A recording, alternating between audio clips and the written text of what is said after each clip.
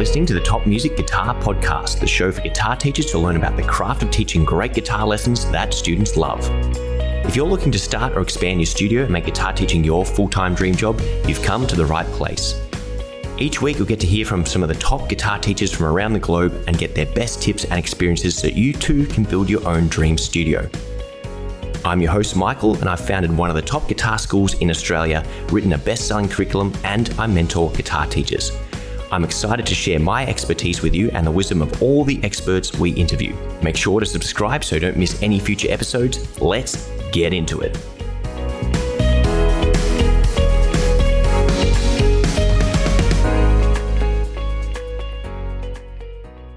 Hello and welcome to another episode of the Top Music Guitar Teaching Podcast.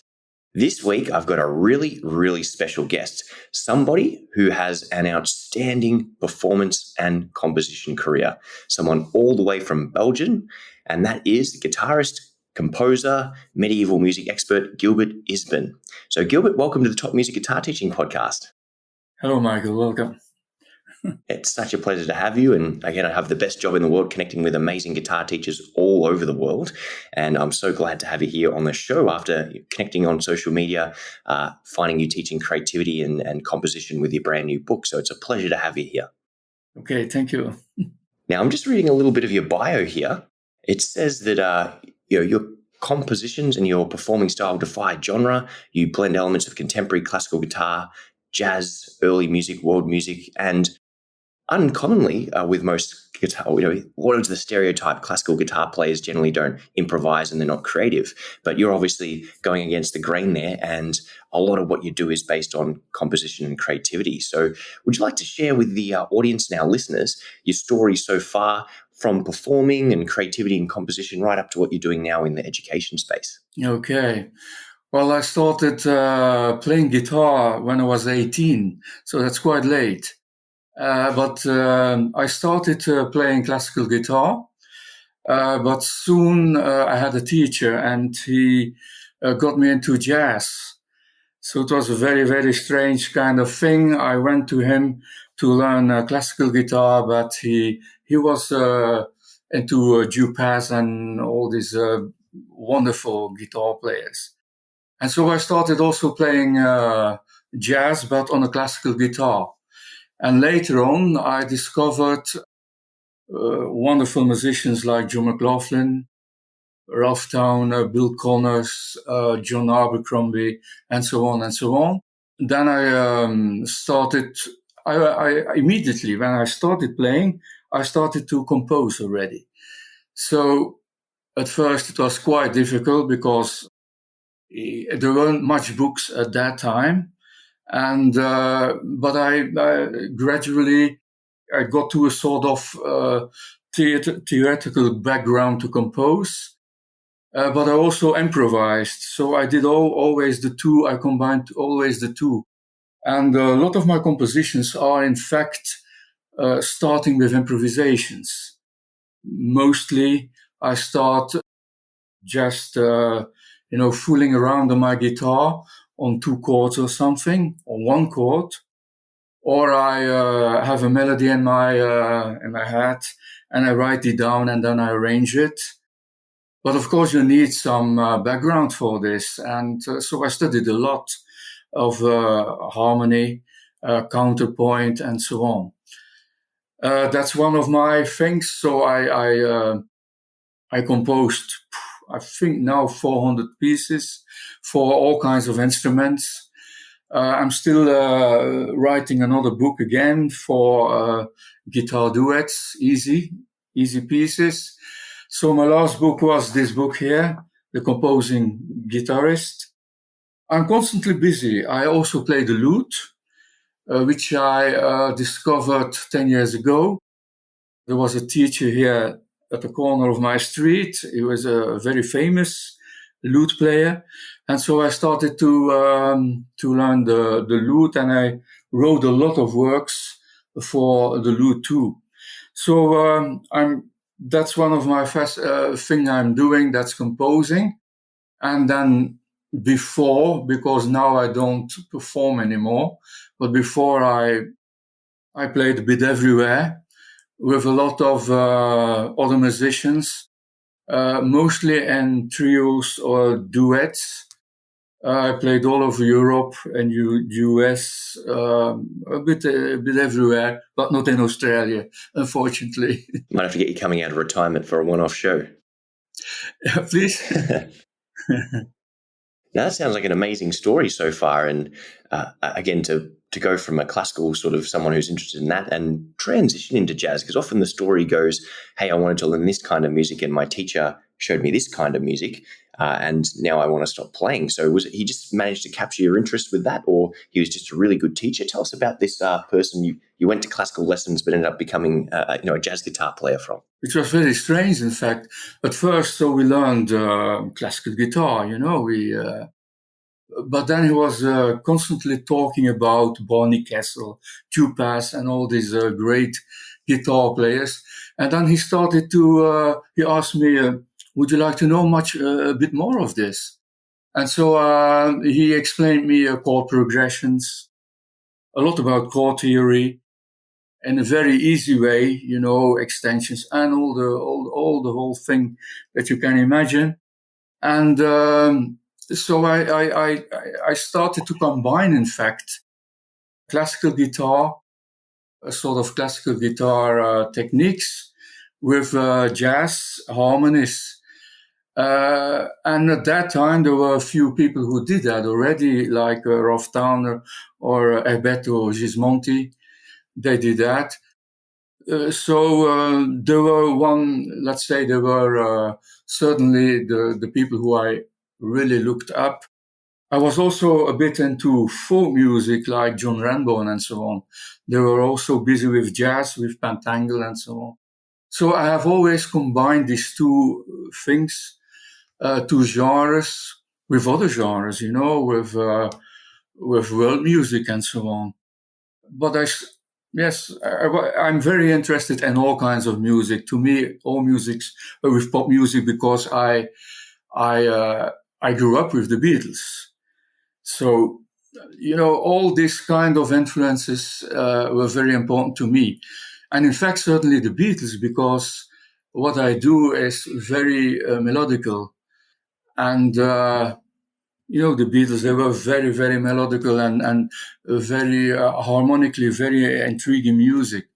So I had all these influences that made me a kind of composer of contemporary music, but accessible music. Yeah, and it really is amazing to hear the diversity in the genres that you listen to and how many places you can draw influence. And I think I don't have many regrets about my musical education, but one of them was just going through almost like a mindset where for a few years I was into heavy metal and that was all I listened to, and I had to be pure and true to that music at the detriment of all these other genres. I was just like, if it's not heavy metal, I don't want to listen to it.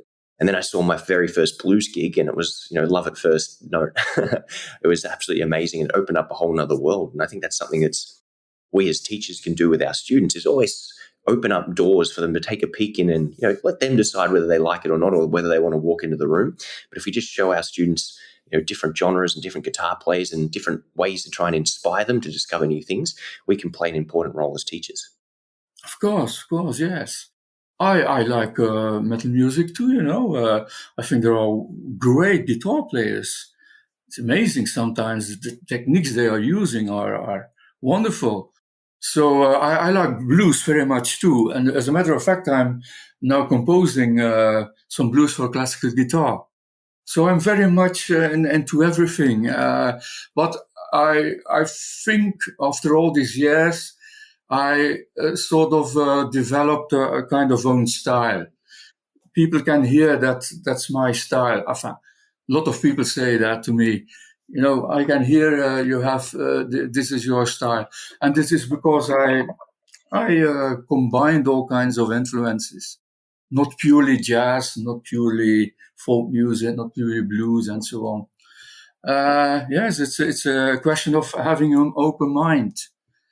And yes. Yeah, that's amazing. I'm definitely keen to hear your mix of classical guitar and blues. So you'll have to Yes. let me know Right. when it comes out. And of course, we'll pass that on to the listeners. It sounds very, very exciting. And just as Gilbert's been speaking, I open up Spotify on the back end and I can see there's a couple of albums of material. So make sure you check out Gilbert on Spotify. Unless you've got a preferred place, is there a website we can check out and hear some of your compositions? Yeah. So on my website, my compositions, some books are now published by Malbay in America. So there will be published, I have now 4 books, I think, yes. And there will be published another 2 about lute improvisation. And the other one is for upright bass. So that's very interesting. People can find these books on Malbay, easy. And then I published on Barben, which is now taken over by another firm in Italy, a very important firm. And then with several other publishers, but now I'm publishing on Kindle, or Kindle Publishing. That's from Amazon. And that's very interesting because you don't lose your copyrights. So they don't want any, because with publishers you have to have your, to give 50% or 30%, it depends, of your copyrights. And so that's very interesting. And I put my books, which I can't do on Malbay, I do them on Amazon. So people can find lots of books on Amazon, on every store in Amazon in every country. It's very interesting. So that's what I'm doing now. And also I have my website, gilbertisbin.com, .com. So they can find all information on all my compositions on the left side. And then they can find my biography, in fact, everything that's necessary to know me, something about me. Yeah, and again, it's an amazing story, and I'm sure all our listeners are going to check it out. And guys, if you are watching, we'll obviously put the link to Gilbert's website in the description of this episode. But Gilbert, there's so many things I want to ask you about, but maybe if we dive a little bit into publishing with Malbay, because I know lots of our listeners are writing and creating their own resources. How did you go about getting involved in, arguably one of the world's bigger, if not biggest, publishers, or publishers, I should say. So do you want to tell us a little bit more about how you went about that and how it's worked out? How did I do it? Yes. Well, when I was 18, my first book I bought was, or 18 or later, was Dupas Guitar Style, which was published by Malbay. I thought, wow, this would be fantastic. Eh? And it took me, I think, 30 years to get on Malbay. Every book I tried to publish, I contacted them. They never replied, never. And now, 5-6 years ago, suddenly, I got an answer. And since then, it's because William Bay is a very, very nice person. Every time I send him a book, which interests him, of course, then he publishes it. So it's not easy. You have to persevere constantly. It's never give up, I would say. That's easy. A great story in persistence. Yeah. The fact that you kept on going over a 30-year period and it paid off. And now, did you mention you had about 4 books with Malbay? Yes. So I have 4 books on Malbay, and there will 2 coming out again. They are all on my website. So there are guitar books. There is one book. I have to look on my website, but you can see it, But anyway, there are 4 books. There is now one with 50 easy pieces. There is one with upright bass also. There is one with classical pieces, well, not my own pieces, but for classical guitar, and one for plectrum guitar. Yeah. And now the other ones will be for lute improvisation, and for upright bass again. Yeah. Fantastic. And you mentioned... But of course you need some subjects that interest them. Otherwise, like with, unfortunately, the composing guitarist for the moment, it's too busy for the moment. So I would have to wait, but I don't know how long. So I decided to do it on Kindle then. Yeah, that's an important thing you mentioned, which I might just pull out and dive into, that sometimes we have an idea and we write a book, but it doesn't necessarily mean we've got an audience for it. It might be something, we're passionate about, but the big major publishing companies might not be interested or might not see a niche. And at the end of the day, they're doing it to make money. Nothing wrong with that. They've got to feed their families as well. But it's great to see and important to know that the world is a very big place. And if you're having this idea, there's probably definitely an audience out there for it. You just need to go and find them. And I think that's where Amazon comes in. The playing field's been leveled. You now no longer need to be at the mercy of a publishing company giving you the time of day. You can now just go out there and put it on Amazon, which is now the world's biggest marketplace, and hopefully have a big enough audience find what you're putting out there on there. So maybe tell us how you go about getting a book on Amazon or Kindle, as you've got. Yeah. How I got that? Well, yes, I just discovered Kindle, and before it was something else, but I don't remember the name. And then they went into Kindle publishing. And but the great thing about this is that you can, you type your book, you make your book in Sibelius, you do a PDF of it, and then you just can send it to Kindle publishing. You have to fill in the whole, all your name and so on, description, etc. And then you can make your own cover, or they can help you with your cover. It's no problem. You don't have to pay for anything. That's fantastic, isn't it? And you don't lose your copyrights. And in 72 hours, your book is published. It's amazing, isn't it? And I must say, I sell quite a lot. It's okay, It's not like with Malbay. Malbay, it's really good. But on Kindle, it's okay. But you have to do, of course, a lot of promotion. You must use Facebook, Instagram, all the things. It's constantly work, eh?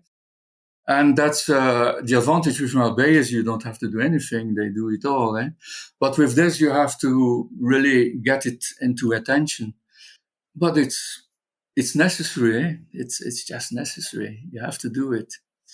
But I can't complain with Amazon. It's really good. It's good. Yeah, and it appears they have by incentivizing people with a much better and fairer publishing deal. And again, music publishing companies understand you've got to run a business model, but often, just like with record labels, often the artist is the person being creative, putting the work together, making the product, and then the record label is responsible for marketing that to the world and sharing it with the world. And often, even though the artist is the start of the process, they are getting the least amount of money, the raw end of the deal often. And that's something we could talk about for a whole other topic. But I think something that Amazon's done really well is they provide a better deal for the content creator, for the artist, for the author, whoever it happens to be. And then they make it really, really easy for you to get your product on there. And that's why there's just such a shift in the marketplace, because it's so much easier for the creator to make their content, the timing's quicker. And then, of course, they're incentivized to do it better because they can make more money out of it. Well, another advantage of Amazon is if you have your book out and after a year you say, oh, I could, add some other things to it. It's very easy. You just have to put your PDF again into it, and they change it. So it's a great way. And an advantage is you always get paid. With some publishers, you never get paid, I had some publishers of which I never got a penny, nothing. Yeah, it's really, so that's for people who want to really get their products, their music out as a publishment. That's really the good thing, the best way, I think. Unless you have a big one, like Malbay, who is really paying and no problem with this. Of course, the thing is also with Malbay, it opens doors, amazing doors, People play my works. yeah, of course, it's it's interesting, of course, yes. But with now that I'm with Malbay, people know me, and so at Amazon they know me too. So it's a question of constantly being busy with your business. In fact, it's a business, eh? Yeah, it is a business, and It's a it's an important business. point to make. Of You know, course, you it's sort of important. highlighted is the bragging rights that you get that go along with being on these big labels or big publishing companies. So whether you're an artist trying to get on a major label, or you're a publisher, author trying to get on a publishing company's list, once you're on there, you've got their infrastructure in place. And there's never been a better time to be a DIY musician or author or educator, because the resources that allow you to get your product from in your brain onto a computer out to the world has never been easier, more cost effective. Like, yeah, I'm sure back in with some of your things, the record label gives you $100,000 advance, or the publishing company gives you $20,000 advance. Until you've paid that back, you don't see a penny, as you mentioned before, sometimes.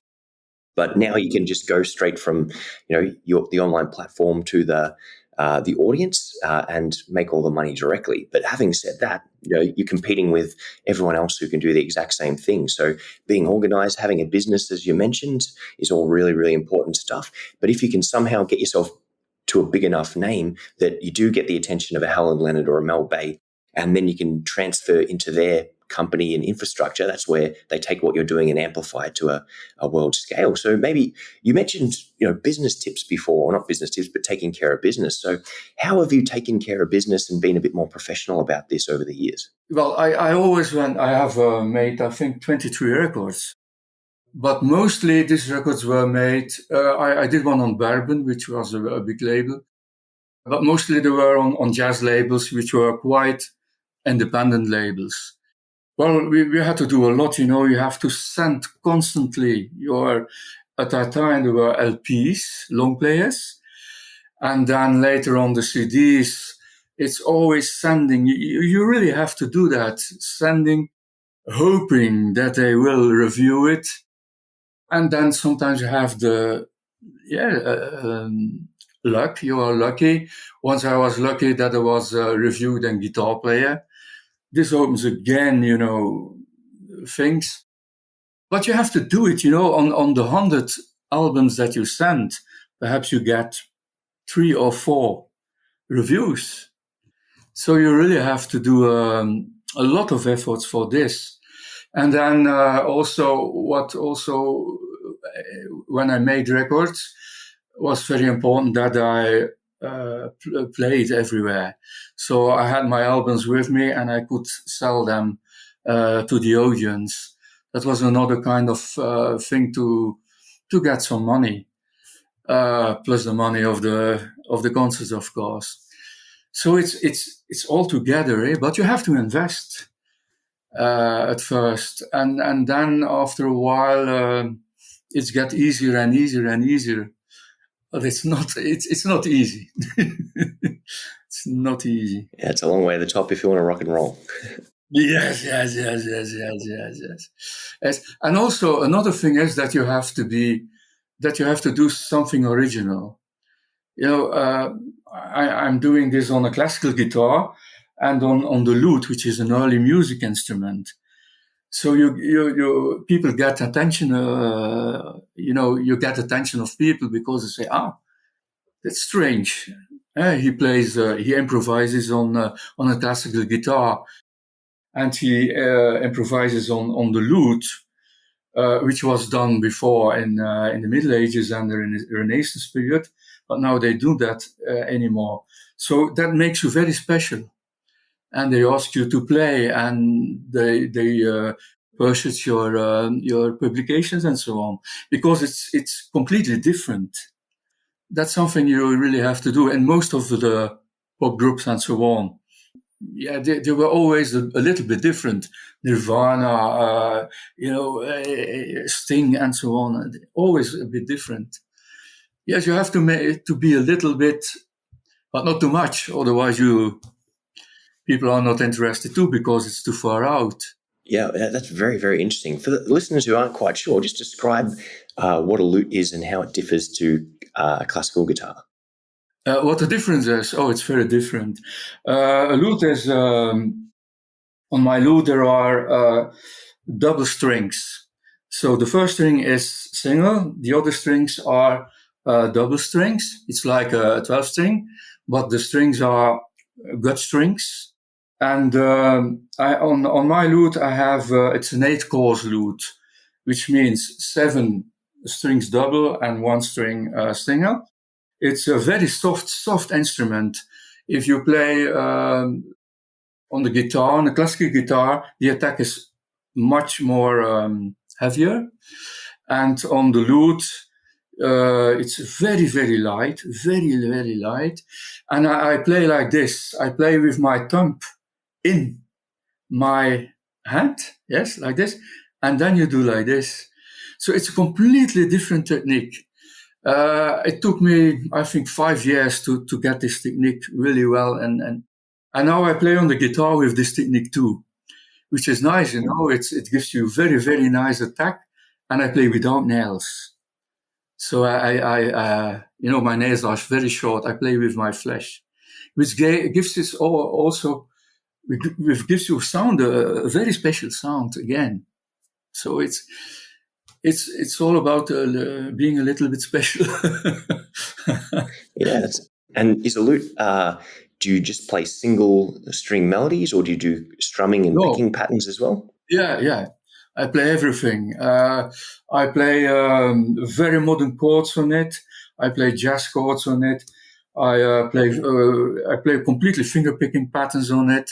I play combinations with single string and bass and so on. I do everything on the lute, which is so. Some of the lute players are a bit, they say, "What's happening here?" because they are not accustomed to this.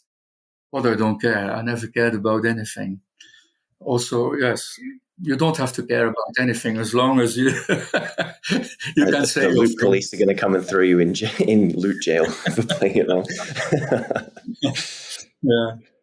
That's amazing. I'm sure we can, if we look on your YouTube, can we find some videos of you playing this lute? Oh yeah, it's a lot. There are a lot of players who play my music too on YouTube, and I do also a lot of educational things. Like for this book, for the book here, I did quite a few videos.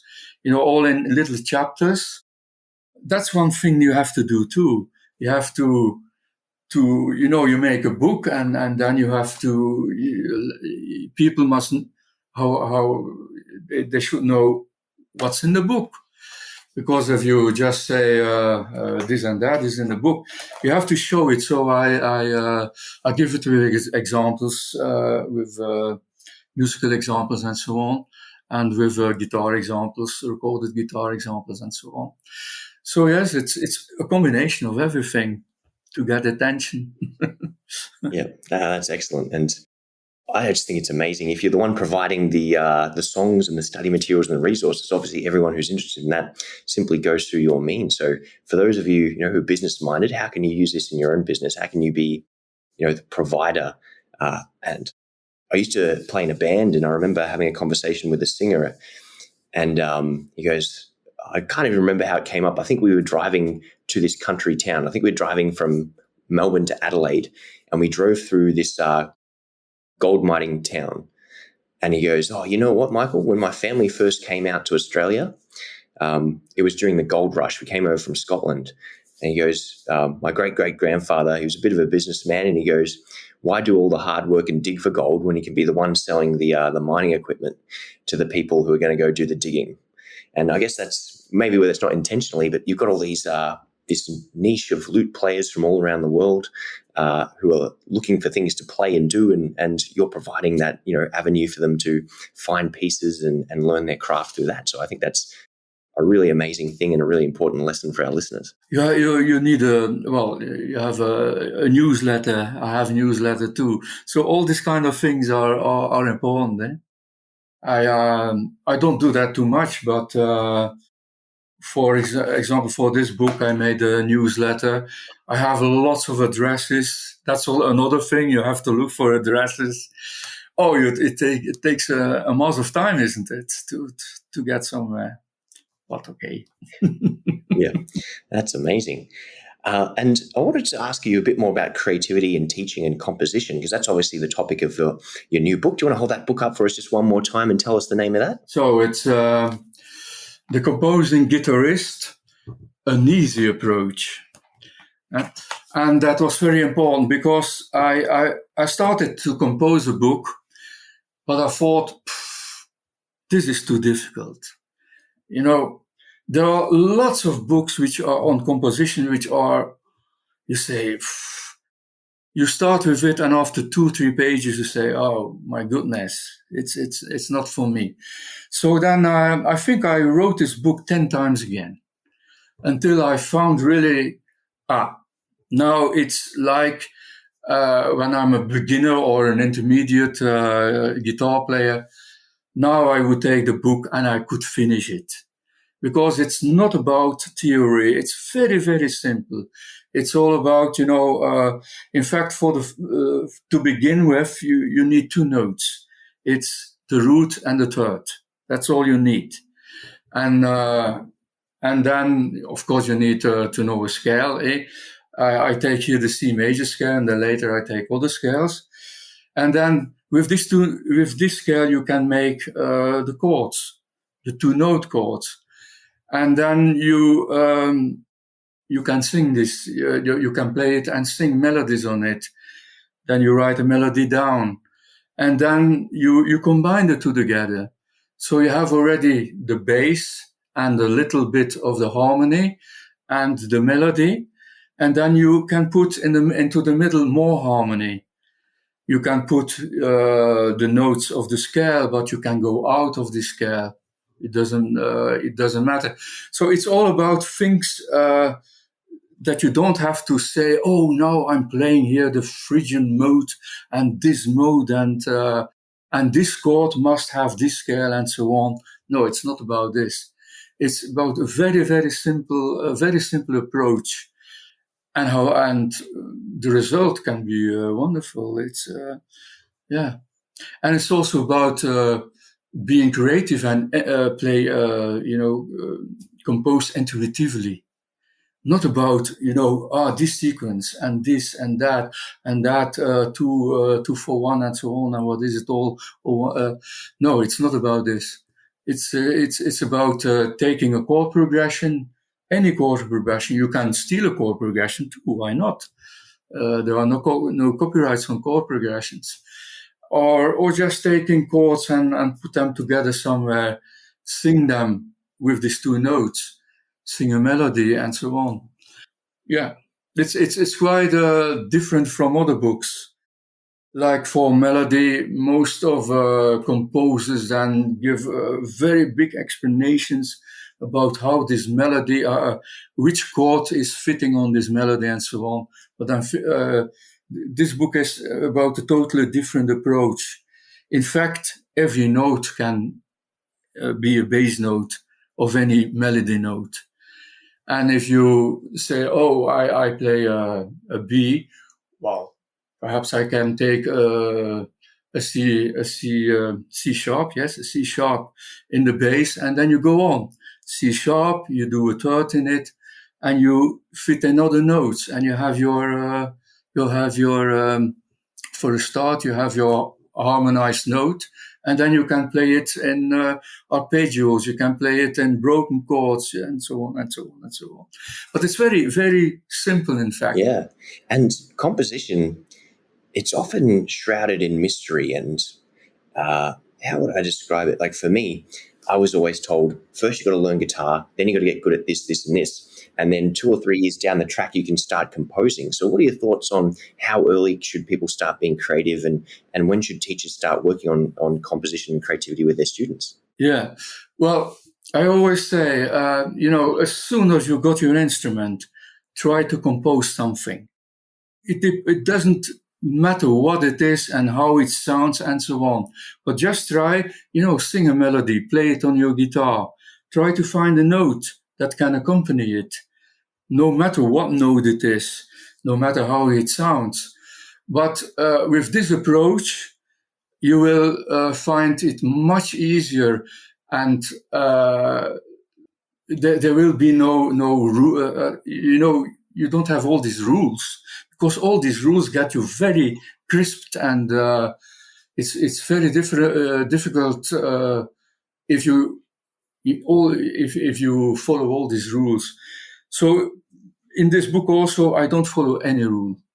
It's very simple, and to my students I do the same.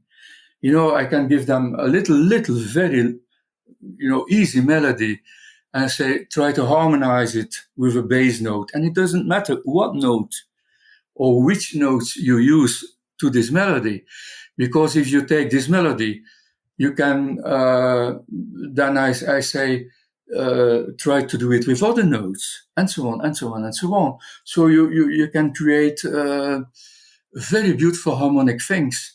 And then you can start with adding notes between it to get more harmony. You can follow the scale, but you can go out of the scale too. There's no, composition is too much rule-based. Mm-hmm. And most of the composers, I read an interview with Chick Corea. He said, I don't care about anything. And Sting says that too, although I don't believe him, because it's quite well. But he said, I don't know. It's just. But mostly really interesting it's intuitive. Yeah, it'd be interesting with someone like Sting, because obviously Chick Corea just does whatever he wants. Some of these guys, like Sting, for example, does he do all this crazy stuff which you never get to hear because they only publish the commercial stuff through, the Police and his solo name? And does he have this huge library of all these amazing things you've never heard that he will never release to the public because it's just not what the label or the commercial instrument's into? So that's just a little thought that I had. And again, I'd love to see like Angus Young from AC/DC make an album that's not AC/DC and see what he's really capable of, because I'm sure he can do some amazing things. And even one of my favorite guitar players, Gary Moore, I heard right before his death, he was doing a jazz fusion album.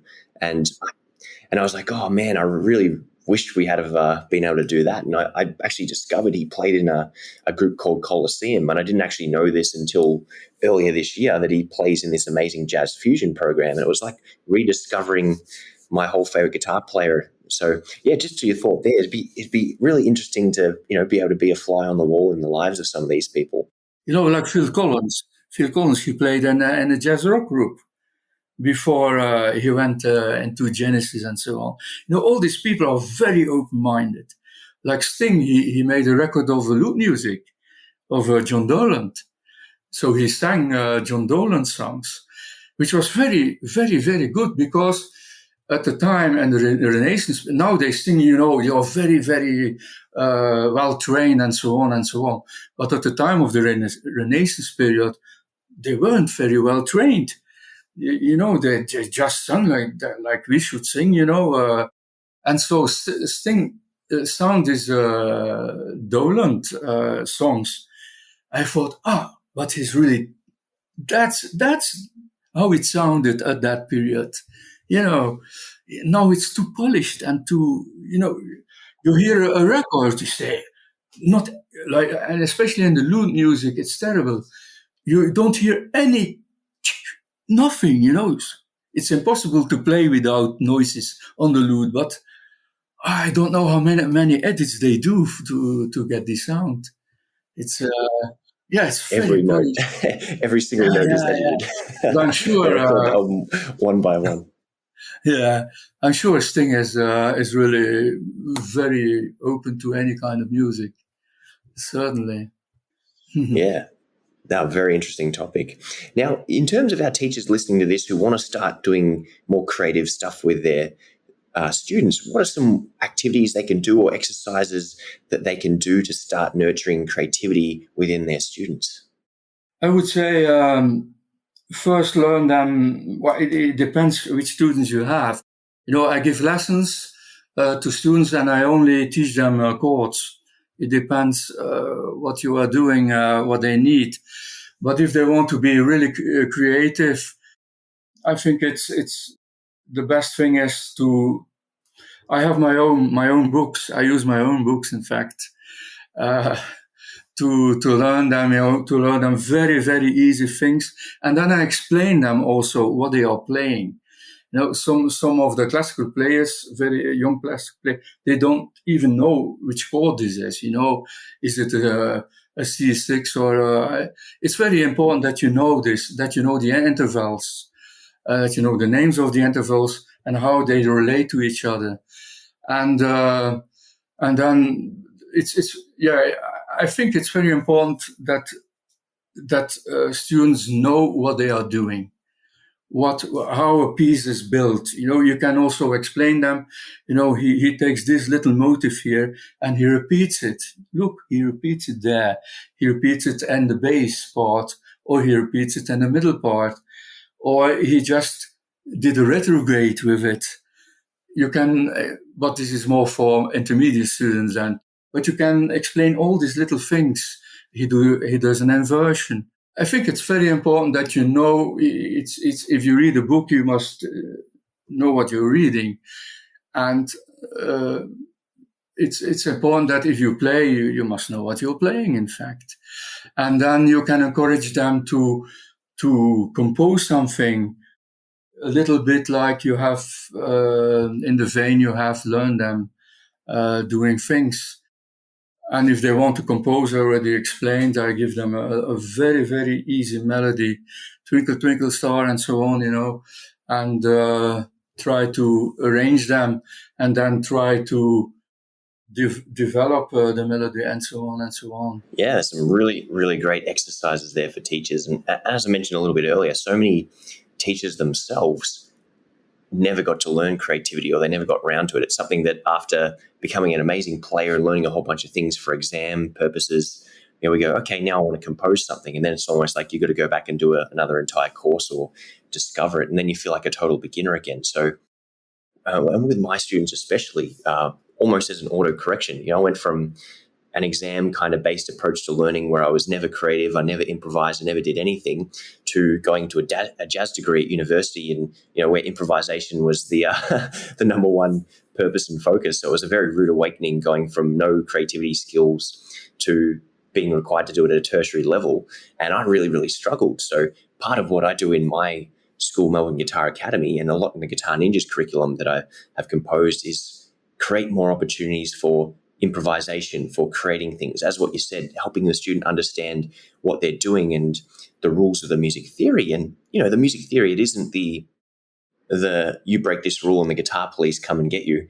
It's, hey, these are the rules, this is the recipe. If you think of music theory like a recipe, if you want to sound like Beethoven, you follow the recipe and the rules that Beethoven was using to make his sounds. If you want to sound like Chick Corea, in the early 70s, you follow these rules which he was playing and discovering and mucking around with. If you want to sound like Renaissance music, you've got to use the rules that they had at that period of time. And every time someone broke the rules, it resulted in a different sound and more theory retrospectively explaining what it was. So that's what we're trying to do with my school, is just explain to people that theory is not this thing you need to be scared of, and you don't need to wait 5 years to get good at guitar to make something up. And while most artists go, I've got to learn this and master it, and I'm not good enough yet to go out there and do it, the people that become famous, the people that get the opportunities, the ones that just make it up as they go and try it out and fail and try again and keep on working out, and they arrive at their destination by doing rather than waiting until they're ready. Well, yeah. Another thing I also do is to sing with your guitar. When you play, when you take a note, try to sing it. It's very important. So, if you have a melody in your mind, you can immediately find it on your guitar. Otherwise, you have to, fool around until you find something. So that's also very important, that you can sing with your guitar. Then you will find easier melodies and singable, more singable. You can make more singable compositions. Oh, it's a lot. It's a lot. It's a very important and overlooked point. I think the best way to connect yourself to your instrument is to just constantly sing. It's all about developing that inner ear and being able to bridge the connection from mind to fingers. And I think this is one of the advantages that the horn players and saxophonists and woodwind instruments have, is there's such a vocal quality to their instrument because they're literally breathing their soul straight into it. Whereas we guitar players, have to channel it through our fingers, and there's a little bit of separation there happening. So I think it's that it could be completely made up, but that's almost like a theory that I heard or thought about and gone, yeah, that makes sense. We have to try and transfer it more like typing on a computer. And the biggest problem guitar players have is, especially if you're like, the heavy metal in the 80s like I do, it's just literally how fast can I technically type on this computer. And it's often a maturity thing where we slow down a bit and start thinking a bit more about what we do with our music. But if we can get our students singing from day number one, then that makes a huge difference and gives them a whole different outlook. Very, very, yes. It's very important. Yes. Well, Gilbert, I think we're coming to the end of our time here, and I really, really do appreciate you coming on the podcast. So can you just one more time tell us your website and where our listeners can find out a bit more about yourself, your compositions, and all the wonderful things that you're doing? Okay. So my website is gilbertisbin.com, and that's my website. And then you can find my compositions on Malbay and on Amazon. Every Amazon store, you just type in books and then Gilbert Isbin and you find them. Or CDs, you can find them too on Amazon. Then you can find some of these chapters here on YouTube. A lot of players are playing my pieces on YouTube too. You just type in Gilbert Isbin and you find it. Then I'm on Facebook too. And I'm on Instagram. I'm on LinkedIn. Where am I? On all this kind of social media. You just have to write Gilbert Isbin and you find me. So that's what we'll do, guys. Make sure if you're at your computer right now, or as long as you're not driving, it's safe to do so. Check out www.gilbertisbin.com. And of course, like and subscribe on Facebook, on YouTube, on Instagram. Check out all the amazing things he's doing, whether it's with a guitar in hand or a lute. And of course, the Composing Guitarist, An Easy Approach. Just punch that into Google or Amazon and you can get it in whatever format you like. So, Gilbert, thank you so much for coming on the podcast. It's been an absolute pleasure connecting with you and hosting with you and learning from the wealth of experience that you've got over the years. And I'll look forward to our next conversation when your next book comes out. So, by the way, you might not want to release this, but can you hint as to what the next book's going to be about? Well, the next book will be 40 easy guitar duets. And the other book will be blues for classical guitar. So I have two books in mind. Very, very interesting topics. And I'll probably just open up the conversation again. But I think there is a huge lack of pieces out there for duets which have a really, really easy approach. And you may be familiar with like the William Levitt kind of book where there's some really great duets where the student plays and the teacher plays. But if we had some resources where two students could play together, really, really simple stuff. I think on the back of the last 2 years of lockdowns and pandemics, people are really yearning for that human connection, and people really want to play with other people. That's an experience that was taken away for a lot of people for a short amount of time. And it's also one of the best kind of things about playing music. I don't think anyone sets out to be a bedroom guitar player and stay in their bedroom getting better and better and not sharing what they do and the talent they build with the world. And I think with more people being incentivized to play with other people through better pieces, better compositions, and just discovering that earlier on in the process would make a huge difference. So I'm really keen for your other books, especially the classical guitar blues crossover book there. But I would wholeheartedly love some more, duet pieces and collaborative pieces there. So Gilbert, thank you so much for coming on. We'll keep you in the loop and keep our listeners in the loop as to more stuff that comes out. And guys, if you haven't liked and subscribed already to Gilbert's stuff, go and check it out after this podcast. Thank you so much. We'll see you in the next exciting episode. Thank you very much, Hargil. Bye-bye. Thank you. Bye-bye.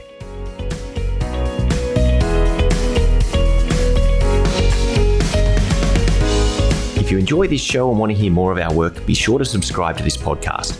For links and resources mentioned in this episode, including a free ebook on how to find more guitar students, visit us at www.topmusic.co/guitar or check out the show notes. And lastly, thanks again for listening, and we'll see you in the next episode.